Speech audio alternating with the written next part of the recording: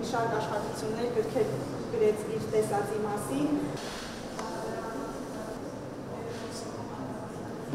Մուսալերան ինքնապաշտպանության և այնուհետև նրանց ունենք ամերիկացի միսիոներներից Բերթամ Ռոքին։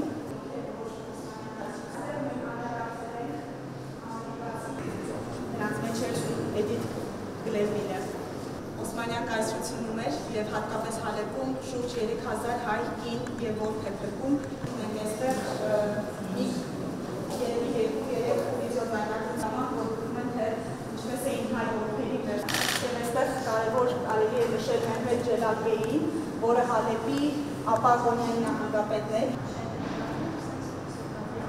Հիմնարար սկզբնաղբյուր է հայոց ցեղասպանության մասին։ Հայերի պաշտպան և հատուկ գիրք է գրում հայերի մասին։